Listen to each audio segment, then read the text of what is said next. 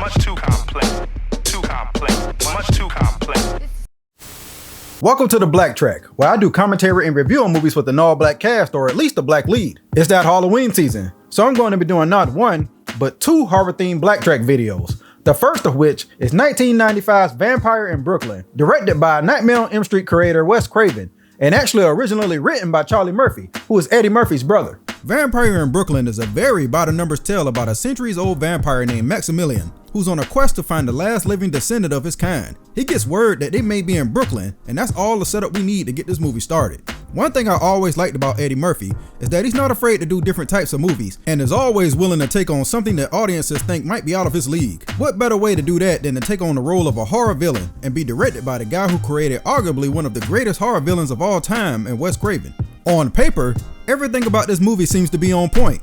We got a famous director, a big-time lead actor, and even a more than capable cast to back it up that includes Angela Bassett, Alan Payne, Kadeem Hardison, and John Witherspoon. For the tone of the film, the creator sought to create a balance between horror and comedy, which I've always viewed as being easier said than done, in most cases. It works in films like A Nightmare on Elm Street and Evil Dead 2, but it's a very thin line that can easily move into silly territory. This was 1 year after Interview with the Vampire, so the iron was definitely hot for a new perspective on the age-old tale of blood-sucking creatures from the night. With all those great pieces in place, it's hard to imagine Vampire in Brooklyn being anything but a massive success. But does this tale about a timeless vampire translate into a timeless film in 2021? Let's BlackTrack and find out.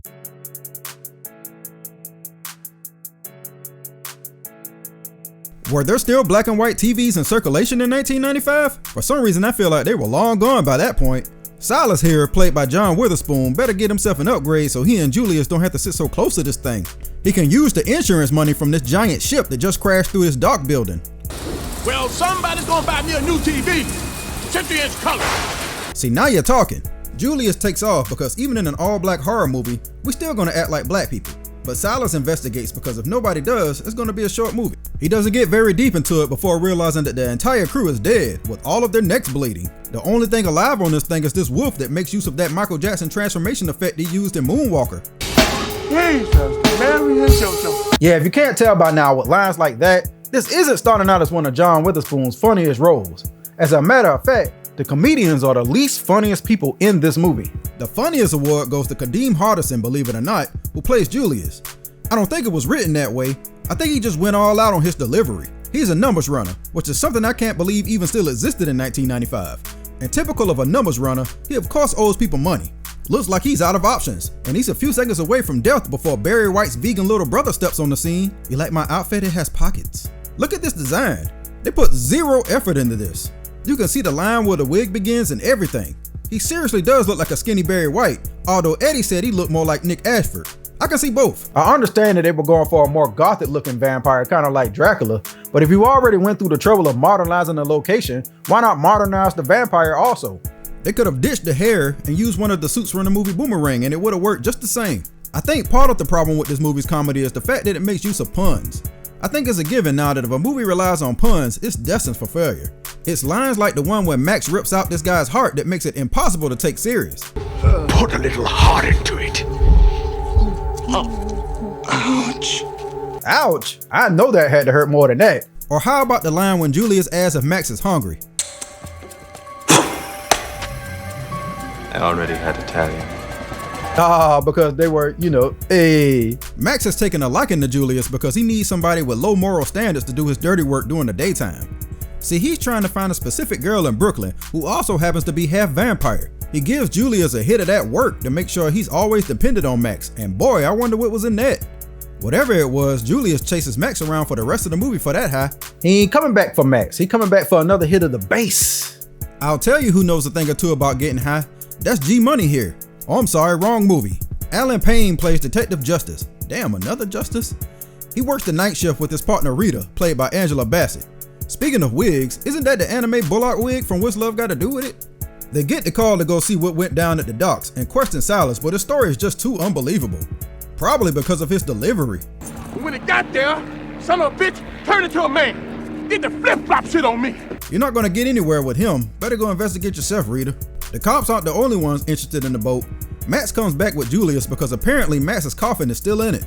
Imagine that, super strong vampire still need to call a friend to help him get his stuff out of storage. Better get there quick because Rita has already discovered it, and it's calling to her like it's a sale at Macy's. It looks so good she can already see herself in it. These hallucinations are going to become a common thing for Rita, because as Max explains it, his mere presence brings out her vampire side. Didn't take you too long to find her, why not just snatch her right now? Max decides his coffin is more important and disappears with it, leaving behind a fresh ear. What is that, a calling card?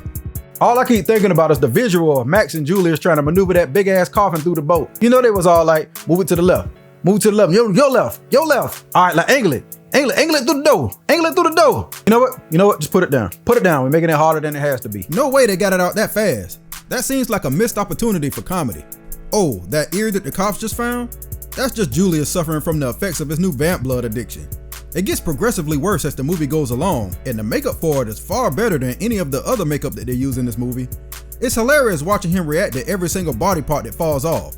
Like I said, Kadeem kind of steals the show. He even asked the hard-hitting questions that everybody is wondering. Why didn't you just bite this bitch when you had a chance? It doesn't work that way. She has to give herself to me voluntarily. One dance, she'll be mine. That's kind of a dumb rule, to be honest, that kind of contradicts Rita's whole existence. It's established earlier that she's half vampire because her father is a vampire. So why couldn't Max just impregnate a bunch of women to create a bunch of half vampires and then convert them all later? Unless he's just impatient. You are immortal after all. You have all the time in the world. Why go after Rita specifically? Somebody who could probably make more sense of this is this movie's Van Helsing type character named Dr. Zico, played by Zakes Moquet. Dude had been acting for a long time before this, but I only remember him from the movie Outbreak and the TV show Oz. He always seemed to play a doctor for some reason. He gives the cops way more information than they need about vampire history, but Justice is still skeptical. I would be too, honestly, because it's hard to take this scene serious with the fake snake distracting me. Hey, how are ya? Max always knows where to find Rita, and I'm just gonna assume that's one of his powers. Since Max claims all he needs is one dance with Rita, it looks like he's already there, even though he also looks like he's too old to be in the club. That's until Julius comes over and ruins it. You know who this is? This ain't Nick Ashford, baby. This is Maximillian. Alright? Hey, honestly, you asked for that, Max. Nobody told you to carry a vampire around with you everywhere you go. You said you only needed him in the daytime anyway. Yo, isn't that Laquita from the Martin Show? I see she actually did go down to Juanita's bumper curl to get that hair done. Her name in this movie is Nikki, and she's Rita's roommate. She just met Justice and she's already looking to get apprehended. Why is it always a freaky roommate who has a thing for the men in these movies? Looks like you're out of luck, Nikki. Justice clearly has a thing for Rita. That's okay though. Nikki will take any old pimp off the street. You just met this dude, woman. Max figures he can make Rita jealous by sleeping with Nikki and making Rita think that it was Justice giving that thing a little police brutality. You see, because Rita has a thing for Justice too. Dang, looks like you should have waited about a week, Max. Well, if there's anybody who doesn't mind running that red light, it's definitely a vampire. You want to know how little effort was put into this movie? Only in Vampire in Brooklyn can Eddie Murphy play multiple characters as usual and it not be funny. He plays a preacher named Preacher Paulie in one scene and it falls real flat, surprisingly. The highlight of it is Max trying to walk into the church and nearly combusting, which was kind of dumb in hindsight because you're a whole vampire, dude. What did you think would happen? The second character is this guy Guido, who I won't lie, kind of had me fooled at first because Eddie is just so good at the accents. He's slightly funnier than the preacher, but not by much. He tries to rob Max, who's played by Eddie Murphy, who then eats Guido, who's played by Eddie Murphy, so that Max, who's played by Eddie Murphy, can then impersonate Guido, who's played by Eddie Murphy. Got that? Good. The whole plan is pretty convoluted. Max, as Guido, gets arrested on purpose so that he can go to the police station and cause a fight between Rita and Justice, which causes Rita to get suspended, which I guess breaks her spirit? It just seems like a lot of extra steps. She was this close to falling apart anyway. You probably could have just waited this one out, Max. Especially if in the next scene you was going to set it up so you could save her from getting ran over anyway.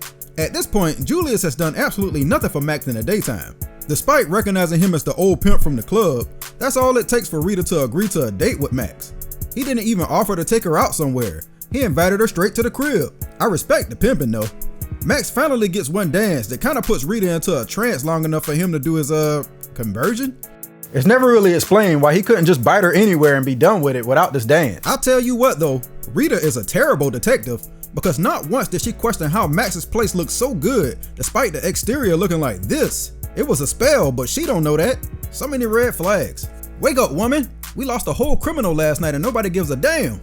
I guess turning someone into a vampire is a bit like a wild animal having a baby, huh?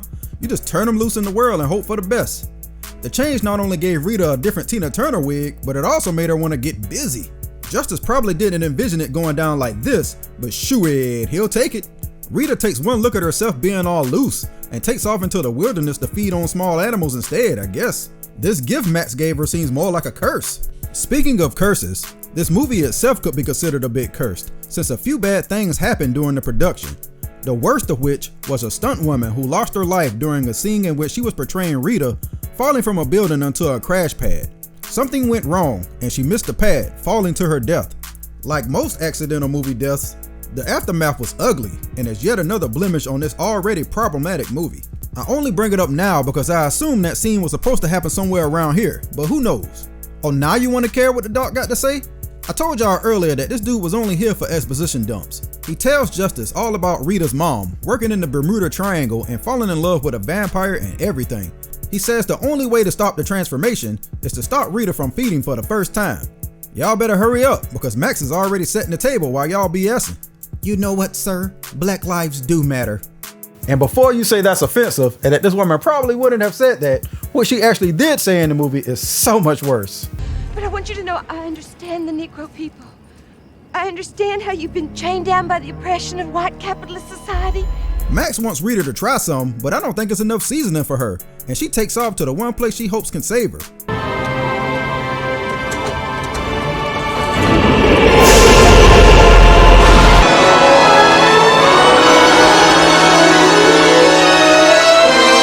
Seeing as the food clearly isn't good enough in Brooklyn, Max makes preparations to go back to the islands where they can make jerk and curry human instead.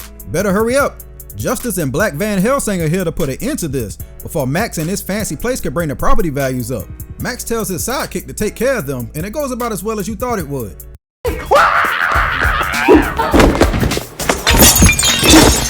What did you think was gonna happen? You got this man strung out damn near to the bone and gave me none of the benefits that you promised. At this point, he's losing body parts by the minute. But enough talk. Have at you.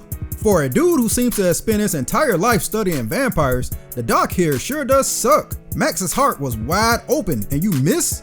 Even Max can't believe it. It's up to you, G-Money. What you got? Too fast. Yo, if I'm being honest, Max and Rita kind of make a cute couple, all things considered. Just look at this photo op. I also got to say I do like how Max's makeup gets more and more menacing, even though it's greasy as hell. Rita is just about to feed on Justice when her feelings for him manifest at the most random time. She gives Max a kiss as a distraction before showing the good doctor that he should have paid more attention in anatomy class and finds the heart on the first try.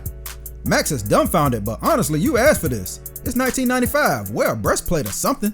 With Max gone, all of the fake clout and stunting goes along with it.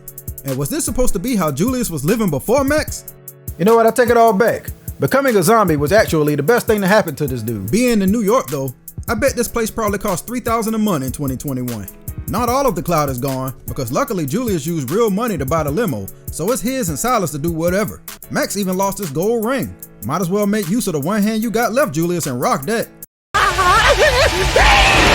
Forget the Lord of the Rings. That one ring just gave Julius all his body parts back. New hair, new clothes, even teeth. But hold up. Max spent this entire movie trying to make a new vampire out of a woman who was already half vampire, and by all intents is still a vampire with him gone.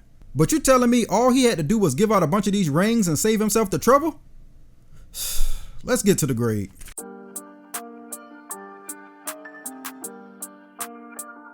There's a story from the crew about working on the set of Vampire in Brooklyn, about Eddie Murphy going into his trailer and not coming out for hours at a time during filming because of several scenes he didn't like. That's all you really need to know about Vampire in Brooklyn. It appears that despite his brother coming up with the story, Eddie Murphy actually hated participating in the movie, and the rumor is that he only did it because it was his last movie on his contract with Paramount. It honestly shows on camera because he obviously kind of just half-assed his way through this entire movie. I can't really say I blame him. The premise is flimsy and feels like several people's ideas stitched together to try to get a coherent movie in time. Throw in some studio interference and what you have is a disjointed story constantly contradicting itself and struggling to find its footing. I think part of the problem is that it tries too hard to pay homage to old Dracula and vampire tropes, instead of going all in on the modern day black vampire idea. It could have worked, but you have to decide what you want your movie to be. Do you want it to be a comedy, or do you want it to be a gothic drama? I think the original idea was for it to be far more serious, but the studio saw an opportunity to make it a comedy when they realized they had Eddie under contract. That's just what I think. As a result, we got a movie that satisfies nobody. And when the funniest person in your movie isn't your star, who's an actual comedian, then you have a problem. Add in the fact that somebody actually died on set and that the movie only made around $5 million, I would say it was a complete disaster. Is it fun to watch though? I would say it's a fun curiosity watch. It's not a so bad it's good type of movie, but it's also not even close to the best vampire movie you'll ever see. That said, it's also not the worst, and if you can look past the hokiness of it all, I'm sure you'll find something to like about it. As for me, my grade for Vampire in Brooklyn is a D+. The movie screams just get it done and get it out, and nobody who worked on it has anything positive to say about it. And that does it for this episode of the BlackTrack. Let me know what you thought about the movie Vampire in Brooklyn in the comments below. And don't forget to like, share, subscribe, and turn on notifications. And check back soon for my next horror-themed BlackTrack video. And until next time, I'll holla at you.